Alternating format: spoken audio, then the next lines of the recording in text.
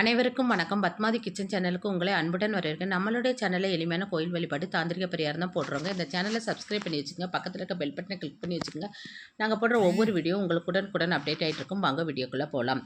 இன்றைக்கி தை மாதத்துடைய கிருத்திகை நட்சத்திரம் வர்ற நாளுங்க. இந்த பொதுவாகவே ஒவ்வொரு மாதமும் கிருத்திகை நட்சத்திரம் வரும். ஆனால் தை மாதத்தில் வர்ற கிருத்திகை நட்சத்திரத்துக்கு அவ்வளோ விசேஷங்க.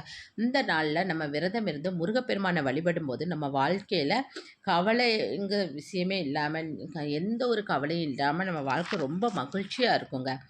பொதுவாக 3 கிருத்திகை நம்ம ஒரு வருஷத்தில் 3 கிருத்திகை ரொம்ப விழா மாதிரி கொண்டாடுவாங்க. அது எந்த கிருத்திகைன்னு பார்த்தீங்கன்னா, தை மாதத்தில் வர்ற கிருத்திகை, பின்ன ஆடி மாதத்தில் வர்ற கிருத்திகை, பின்ன கார்த்திகை மாதத்தில் வர்ற கிருத்திகை.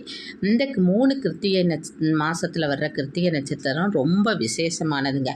இந்த கிருத்திகை நட்சத்திரம் எப்படி அமைஞ்சதுன்னு பார்த்தீங்கன்னா, அதாவது சிவபெருமானுடைய நெற்றிக்கண்ணில் இருந்து தான் 6 தீப்பொறியிலிருந்து முருகப்பெருமான் தோன்றினார். இந்த முருகப்பெருமானை கார்த்திகை பெண்கள் 6 பேர் பாலூட்டி வளர்த்தனர்.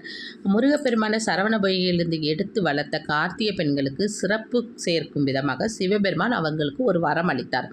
என்ன வரம்னா, கார்த்திகை பெண்களான நீங்கள் என்னுடைய குமரனை பாலூட்டி வளர்த்த காரணத்தினால உங்கள் பெயர்லேயே முருகனுக்கு கார்த்திகேயன் என்ற பெயரும் பெறும். உங்கள் நாளாகிய கிருத்திகை நட்சத்திரத்தன்று விரதமிருந்து முருகனை வழிபடுவோருக்கு இன்னல்கள் நீங்கி வாழ்க்கையில் சகல செல்வங்களும் பெற்று வாழ்வார் அப்படிங்கிற வரத்தை சிவபெருமான் அளித்தார்.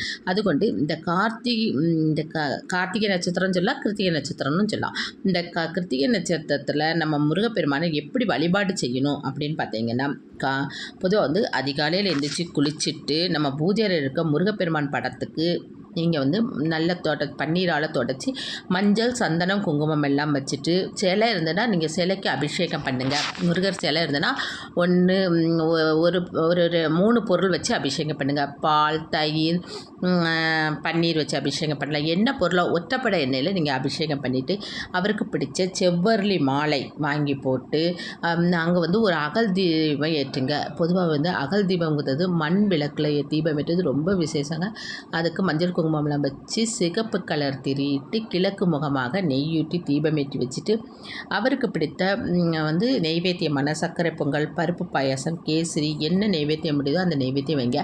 ஒன்றுமே முடியலையா 2 வாழைப்பழமும் வெற்றிலையும் நெய்வேத்தியமாக வைங்க.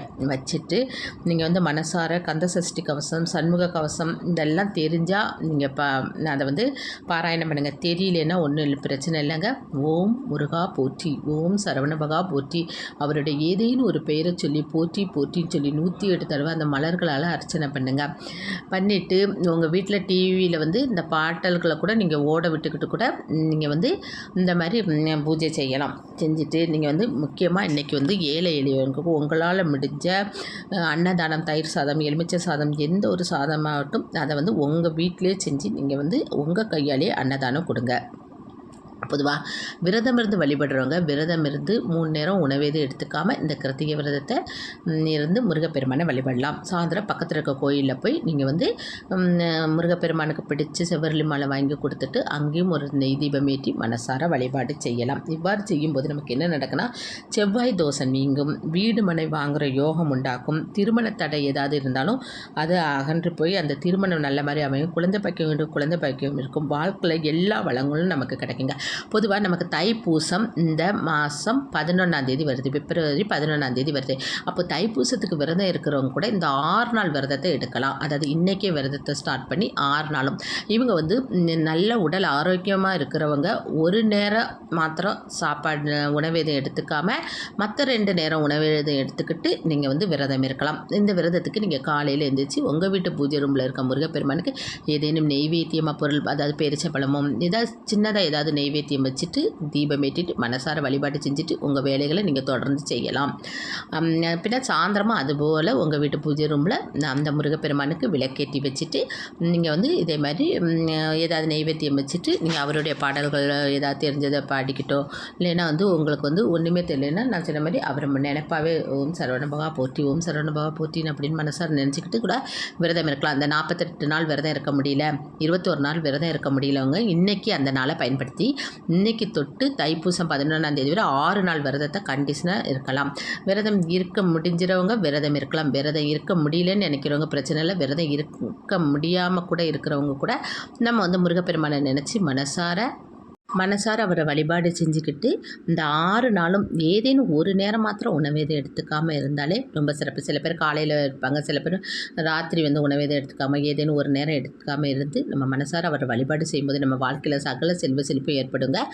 நானும் உங்களுக்காக முருகப்பெருமாண்ட வேண்டிக் கொள்கிறேன். உங்கள் வாழ்க்கையில் சகலவித செல்வ செழிப்போடு சீரும் சிறப்பாக அமையணும்னு. இந்த வீடியோ பிடிச்சதா லைக் பண்ணுங்கள், ஷேர் பண்ணுங்கள், சப்ஸ்கிரைப் பண்ணுங்கள். இன்னொரு பதிவு உங்களை கண்டிப்பாக